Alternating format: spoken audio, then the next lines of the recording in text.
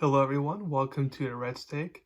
It's that time of the week where I go over my top 10 college football games of the week. So let's get started with the obvious biggest game of the week between 7 Penn State and 3 Ohio State, who are 4.5 point favorites. It's a new game on Fox. I'm excited for this game. Will this be the year that the Nittany Lions are finally Big Ten contenders, or will they just drop an egg here and just be third best like they were last year?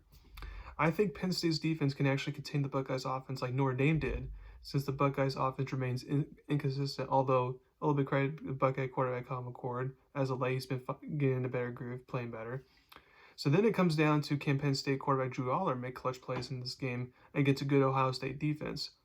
I know the Nittany Lions would like to win running the ball here, but I feel like the Buckeyes will force Aller to beat them, and I think he will, as the Nittany Lions will shock Buckeye fans in Columbus and get the big win, barely, either winning 17-16 in a low-scoring game.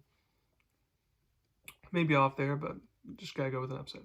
Next, you got 14 Utah versus 18 USC, or 7-point favorites, 8 p.m. game Fox. I'm very curious to see how the Trojans bounce back after a horrible performance last week against Notre Dame. Utah is the top 10 defense in college football. If the offensive line cannot protect Williams once again, it's going to be a long night for the USC offense. However, this game will actually come down to Utah's offense, because if quarterback Cam Rising for the Utes is still out once again, then whether it's Scott Barnes or Nate Johnson, whoever plays, and I think USC's defense can actually show up and control the game here, and therefore they can win an ugly, low-scoring game and kind of get back on track, since Utah's offense has been bad for most of this year. I have the Trojans winning a low-scoring game, 19-17. Next, number 3, you got 16 Duke versus 4 Florida State, who are 14.5-point favorites, 7:30 ABC game. So this game will depend on Duke quarterback Riley Leonard's health. If he misses the game, Blue Devils lose automatically. I wasn't impressed with their backup quarterback last week. And if Leonard can play and be at least 70% or better, then Duke has a fighting chance in this game. The Duke defense will be the best defense the Seminoles have played all year. This will be a lower scoring game. Don't expect a shootout, but Florida State quarterback Jordan Travis will have another Heisman-worthy moment and make clutch plays when matter most in this game. And I have Florida State winning 20-10. Number 4, you got 17 Tennessee versus 11 Alabama. Alabama 9-point favorites, 3:30 game CBS. Tennessee's proved that they're pretty good at home, but the problem is on their one road game so far, they got smacked by Florida. Tennessee's offensive line is not good, and Alabama has a great pass rush. However, the Crimson Tide's offensive line gives up a lot of sacks, and getting sacks is something Tennessee's defensive line is very good at doing. So I think the Vols defense will keep them in the game for as long as they can, but the Crimson Tide will be too much in the end. They'll once again find a way to get another win. I have Alabama winning 16-10 in a low-scoring game. Sorry, a bunch of low-scoring games here. Oh, this one a little more high-scoring. I got number 5, you got Washington State versus 9 Oregon, who are 20-point favorites, 3:30 game ABC. After the heartbreaking loss for Oregon, I'm curious to see if they can bounce back here or not. Washington State, sadly for their fans, proved they were pretenders this whole time after getting annihilated at home versus Arizona. They lost by like 38, I think. They have lost 2 in a row now and need to bounce back here, and I think they will. Washington State over the past year has played Oregon well, so I think Washington State will cover. But Indiana Oregon's offense will be just too much for the Cougars, and the Ducks get back on the right track here and win. I'm winning 38-25, but not covering. Number 6, you got Clemson, 3-point favorites versus Miami, 8 p.m. ACC Network game. So both teams, it looks like, probably won't be winning the ACC this year, which is disappointing considering Clemson's usual expectations and Miami's hot starts of the season. I expect this to actually be a lower scoring defensive type of game.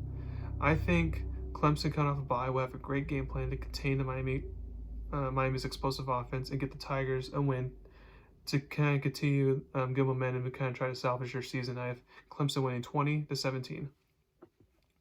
Number 7, you got Oklahoma State versus West Virginia, who are 3.5-point favorites, 3:30 game ESPN. Oklahoma State was left for dead after starting off 2-2, with one of those losses coming to South Alabama at home by more than 20 points. Now, after 2 home games wins against both Kansas schools, Oklahoma State looks like, okay, now they're back on track to be interesting in the conference, trying to be top 4 in the conference type of thing. If it helps that the Cowboys have a manageable schedule as the way for that. West Virginia was surprising everyone with their 4-1 start, and then they had an epic collapse last week at Houston, giving up a 4-9-yard Hail Mary touchdown as time expired. Can they bounce back from that heartbreaking loss? For Oklahoma State, they have not performed well on the road so far, so I think the Mountaineers can bounce back and get a big home win here to keep the season from potentially taking a downhill turn. Expect this to be a shootout since both defenses aren't great. I have West Virginia winning 38-34. Number 8, you got TCU versus Kansas State, or 6.5-point favorites, 7 p.m. game ESPN2. A rematch from the Big 12 title game last year. Kansas State surprisingly got a big win on the road at Texas Tech, which is a hard place to play, and did so with their backup quarterback rushing for 5 touchdowns, who had that on their bingo card. The Wildcats seem to be back on the right track, and Kansas State head coach Chris Klieman has said they will use both quarterbacks, Will Howard and Avery Johnson, in the backup going forward now. So back to 2-quarterback system, which they kind of had towards the end of last year. If it works, it works, I guess. Not what I would do, but if it works, it works. TCU certainly got on the right track after they whipped BYU, unfortunately, for me, with backup quarterback Josh Hoover making his first career start. And based off his performance, I'm not sure why Jalen Morris wasn't replaced sooner as a starter even before he got injured. In fact, based off the way Hoover played in the last game, you could have made an argument Hoover should have been starting instead of Morris, but it's here than near there. It just shows that Sonny Dykes has good backup quarterbacks for some reason, better than the starters. Not sure why, but oh well. It was a good win for TCU to keep themselves alive to make a bowl game. I think beating Kansas State at home will be too much for TCU, though, because I expect them to come back down to earth. They're not going to score 40-plus and just look so dominant again, in my opinion, especially against a good team like Kansas State. So in a close and exciting shootout, the Wildcats get the win to keep themselves alive for the Big 12 title race.